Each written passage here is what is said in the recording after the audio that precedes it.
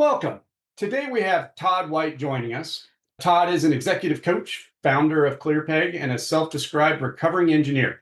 He's worked across engineering, strategy, HR, and global consulting before dedicating his focus to professional development. Today, Todd has coached thousands of high performing professionals, especially in the high tech and STEM fields, guiding them through pressure, pivot points, as well as leadership growth. He's the creator of the 5 pillars of professional development and is known for helping top talent build clarity, influence, and most importantly, have behavioral fluency without losing their edge. So, with that, I'd just like to thank Todd for joining us today. And thanks for having me, Will. I appreciate it.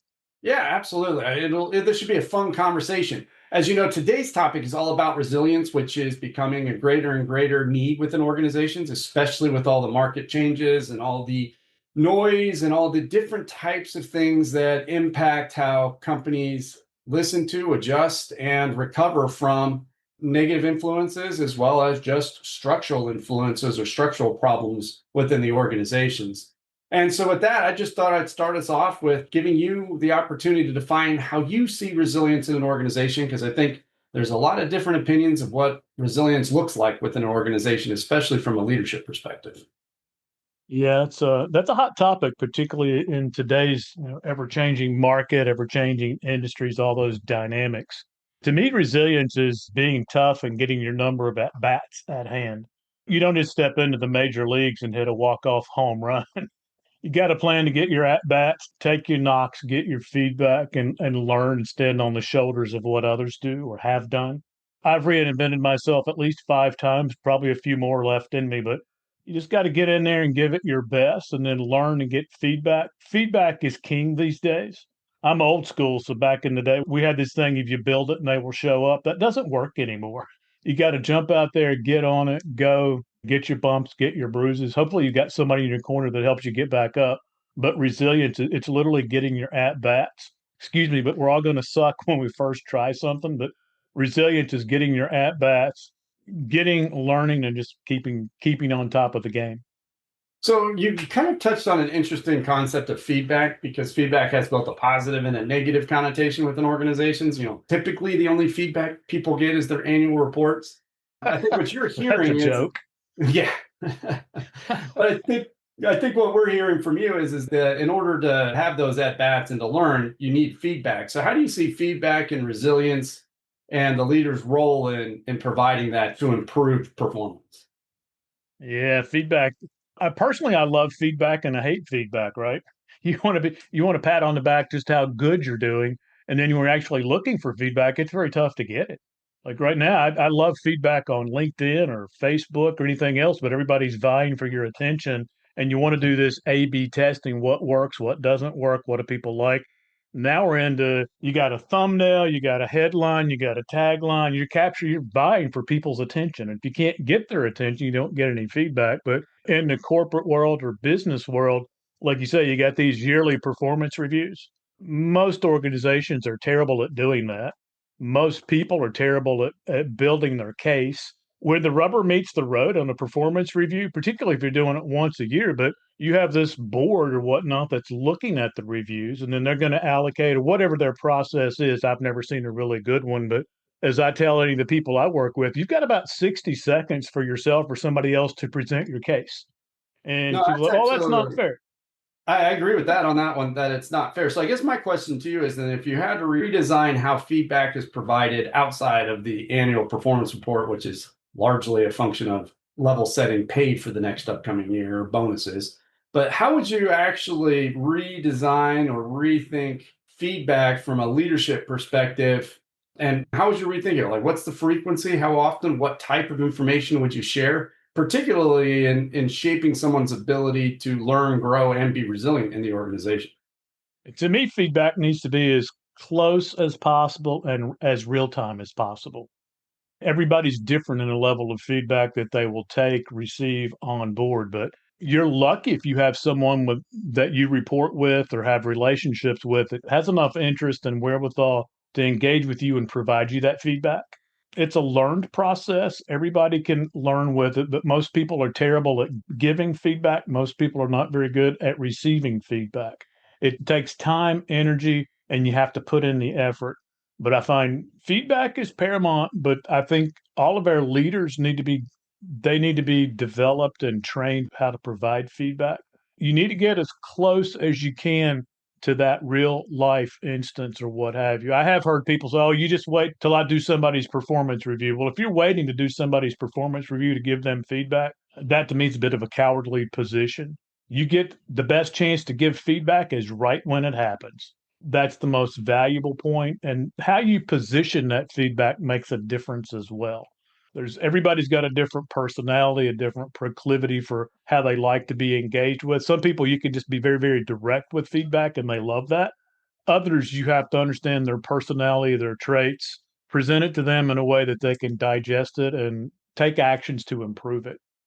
When you talk about that, I mean, there's some concepts of when people receive feedback, they fall into the category of feeling ashamed or they feel if they did something wrong. So, how would you, to get it a little bit more practical or a little bit more tangential to a moment, can you provide like, how would you shape that conversation or how would you coach a leader to shape that conversation so it doesn't come across as shame and instead it comes across as learning and opportunity?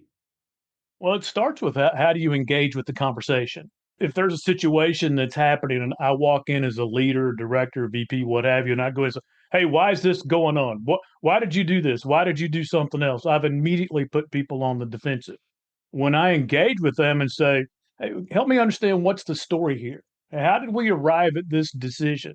It seems maybe we didn't, or seems if you go with a lot of how did we get here, it seems like you're not putting people on the defensive. And if you go in with a whole lot of why questions or in the conversation, now you're running at breakneck speed with products and services. But when you go in and you start, well, when's this going to be done? Why is it here?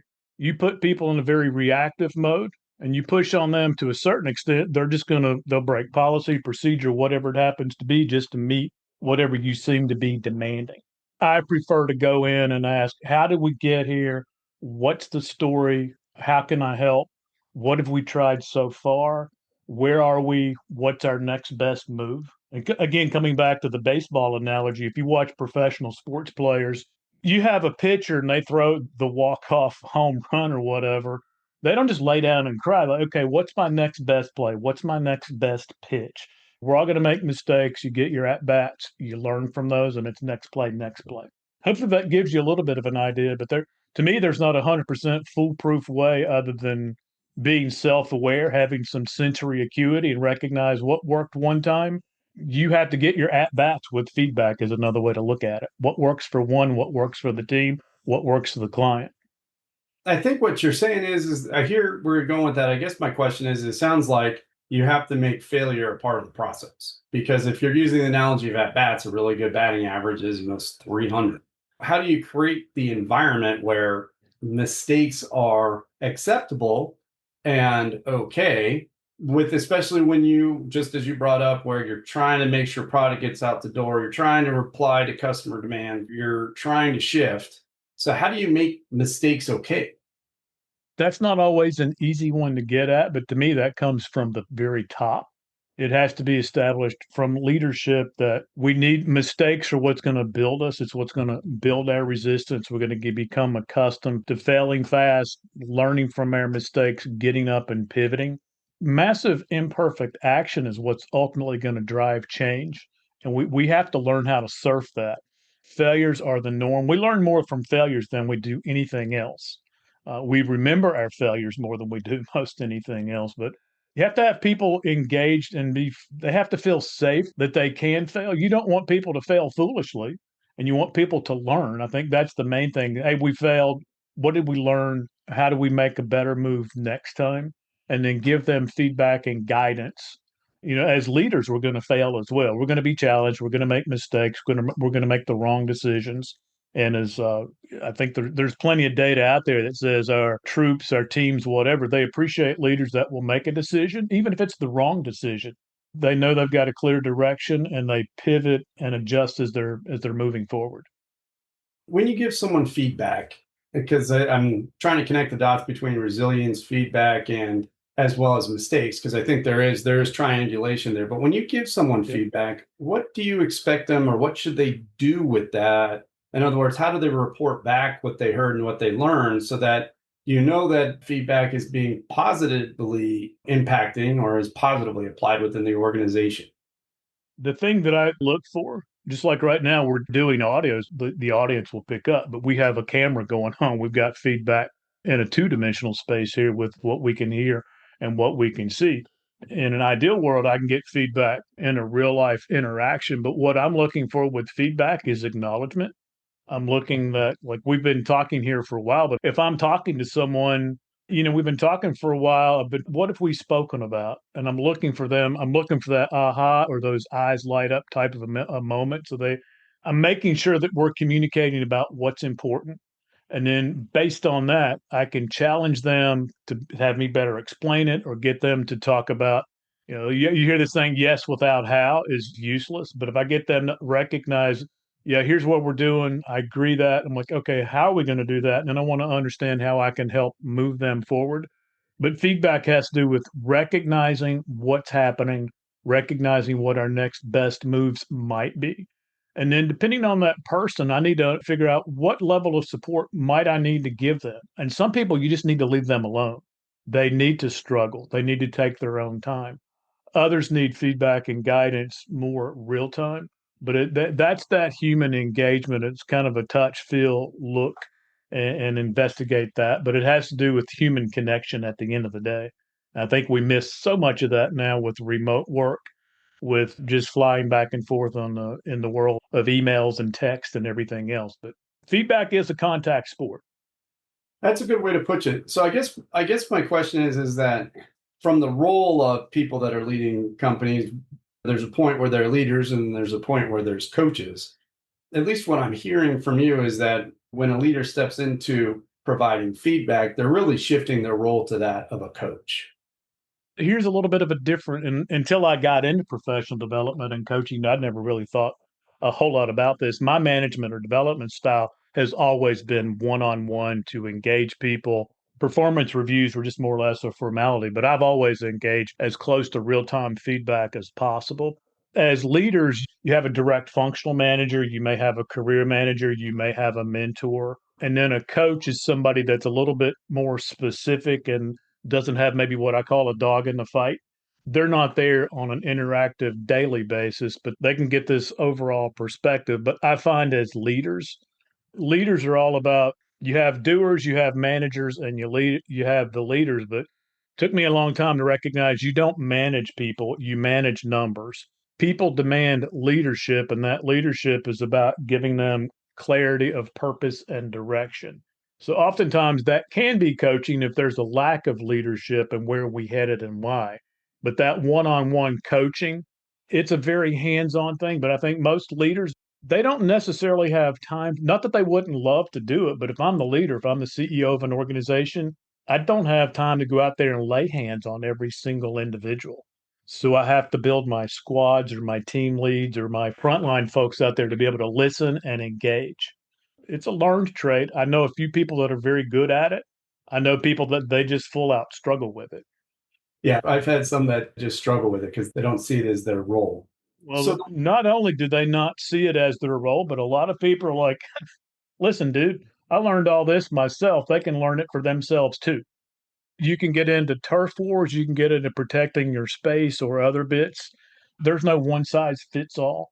But I do find if you look to a functional manager, they've got a full time job. I got things to do. I don't have time to babysit you. I don't want to spoon feed you, or they may feel threatened by you. And that's why it's important to me, you need to have more than one path to get feedback and understand the people that actually have influence over your career. Certainly, your frontline manager. In a lot of cases, it's HR. A lot of times, it's people that you don't even know have influence over what's going on. So, a particular behavior at a particular point can get you scores in a good bank or a bad bank, right? we try to keep these little sessions short and sweet and to the point. You provide a lot of really good insight.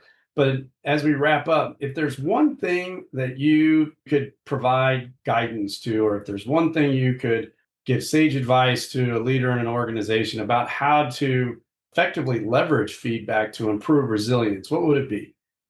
I think the first time, particularly if you're a leader and getting feedback, I think my first bit of advice would be just shut up and listen. You're lucky when you get feedback, and you're lucky that you get honest feedback. Most organizations are not. If you give me a form for feedback and I fill out that form of feedback and I actually give you full on 100% best as I can feedback, but I feel, well, somebody else is going to do that to me. A lot of people hedge their bets because they don't want, oh, this is going to hit a performance review or something else. But particularly if you're a leader, you should have already had your at bat. You should have a lot of your bumps and bruises. But when you get feedback, just shut up and listen, onboard that feedback, and then follow up to make sure I am improving that feedback. So, how well am I behaving? Am I hitting my metrics or other things? But I think the most important thing about feedback, give as open and honest as feedback as possible. Now you're also up against it in the context of how does HR actually use this? I've seen a lot of different things on how that plays in, but you got to have the right system for feedback. People have to understand it, know how to use it. I think the best thing, my advice for leaders is listen, onboard the feedback, and it's an iterative loop for how you're going to improve that. So it sounds like the most important thing, which I absolutely agree with, if you ask for feedback, you got to let them know what you're going to do with it and ask them how you did with it. And you get one chance at that, and you screw that up organizationally, you're not going to get a second chance. Been there, done that. I've seen HR, they send out an anonymous survey, and then they start analyzing handwriting or something to see who said what. You never get another one of those. Absolutely. Well, I appreciate you taking the time to connect with us. Some really interesting thoughts. We're going to continue to delve into, how to build those resilient organizations that are prepared to pivot, because pivoting is the name of the game, especially for startups and venture funded companies. If this conversation you found interesting and you'd like to learn more about Todd White and what he's up to, you can follow him on LinkedIn or go to clearpeg.com, which will be included in the comments below. And with that, I'd like to say thank you to everyone, and especially you. Thanks, Todd. Thanks, Will. Appreciate it.